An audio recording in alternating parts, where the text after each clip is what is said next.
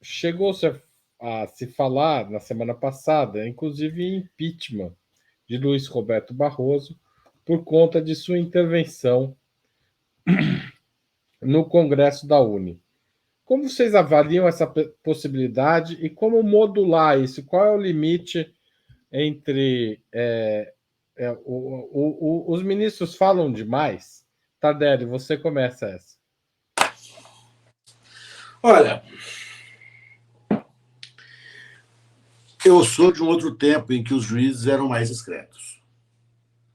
Certo? Hoje eu já vi juiz no TikTok. Quase caí das pernas quando eu vi isso. Eu acho assim, você tem a Constituição dá para os magistrados e para os promotores tantas garantias, só não dá uma garantia que ela é impossível de ser dada, que é a imortalidade. Todas as demais eles têm. Todas as demais eles têm. E a Constituição dá essas garantias numa troca.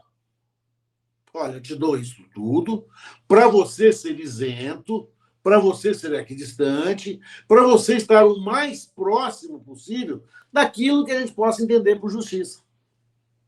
Ou menos distante possível, como queira. Né? O fato é que os juízes começaram a se tornar midiáticos demais, dão entrevistas demais, falam demais, se comprometem demais, porque não tem como você falando, se manter isento. É impossível isso. E o ministro Barroso, com todas as vênias do mundo, não estava no lugar de um ministro supremo. Ele não tinha que estar lá. Tomou uma vaia rotunda. Certo? Ele se irritou com a vaia. E na irritação ele disse, olha, vocês estão me vaiando porque eu sou grandioso, porque eu lutei pela democracia e permito que vocês possam até me vaiar. E na hora que ele começa a falar, ele se empolga e fala, derrotamos o bolsonarismo. Né? Primeiro, que nós não derrotamos o bolsonarismo coisa nenhuma. Né? O Bolsonaro está aí, tá atuante, está vivo, está forte. Né?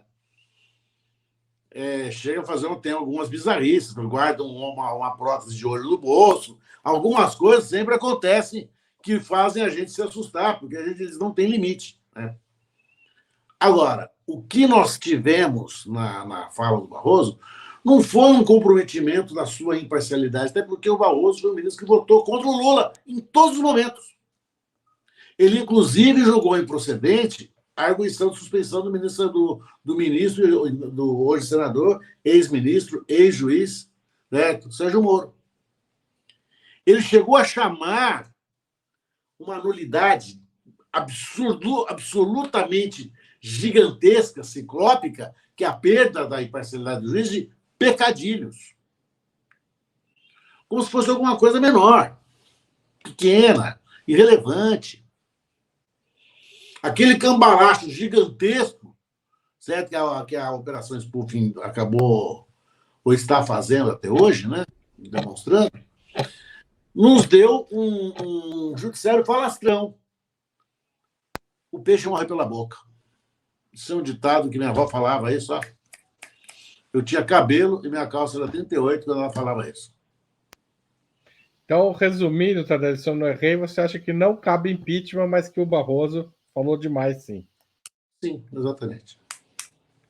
Antes de passar a palavra para a Carlota, eu vou pôr o trecho que o Barroso falou. Eu li um trecho da fala dele, mas eu vou pôr aqui no ar, porque senão o Igor me mata. Uma energia renovada, pela concordância e pela discordância, porque essa é a democracia que nós conquistamos. Nós derrotamos a censura, nós derrotamos a tortura, nós derrotamos o bolsonarismo para permitir a democracia e a manifestação livre de todas as pessoas.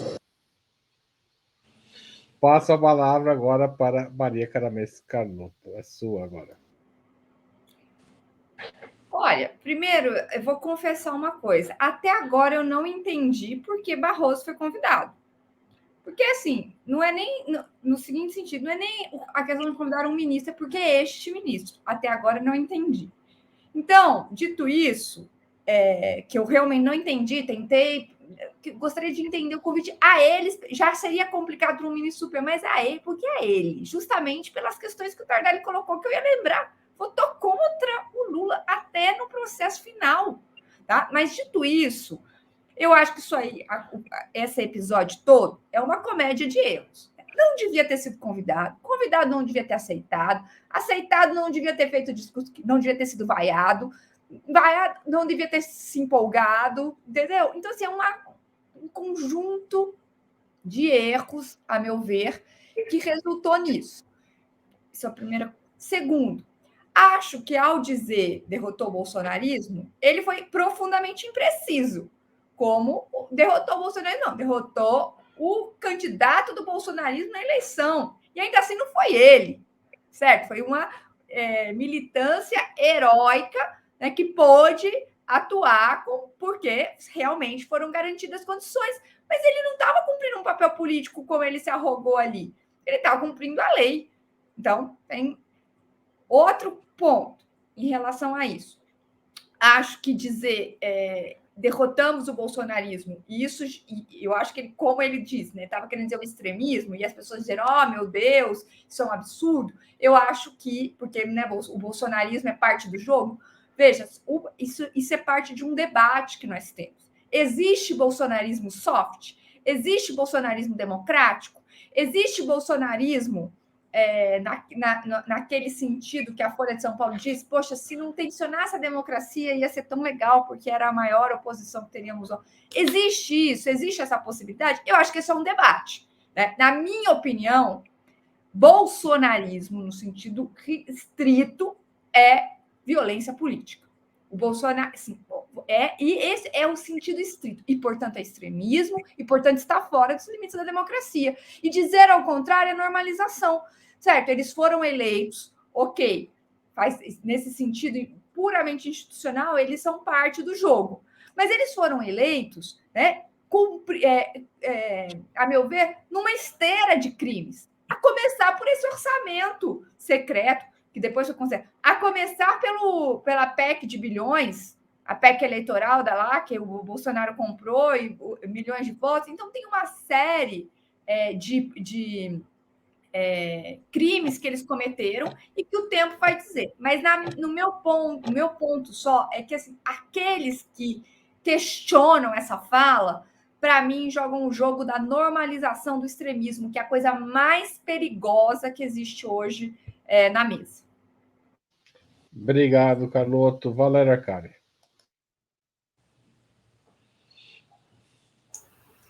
Olha, a minha sensibilidade diante deste tema é a seguinte.